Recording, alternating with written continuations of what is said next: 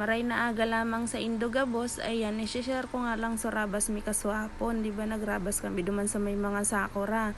Sa mga kataning pala, may mga iba pang pwedeng rabasan, ayan, kaya nirabasan mi naman diretso para sulit sa pagduman mi. Tapos may palengke pa, ayan, kaya nagsaod na kami diretso, may nailingani kaming kamote.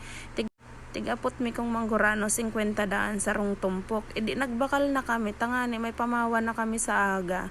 Ini ang sarong tumpok, dakol na baga. Dakol na. May mga paarog-arog pa kaya sinanay na paidat-idat sa likod ni tatay Yan. Ayan nga ni sa mga sakuran ni rabasan may maiwason yan kaya sulit ang pagdigdi mo. Ayan.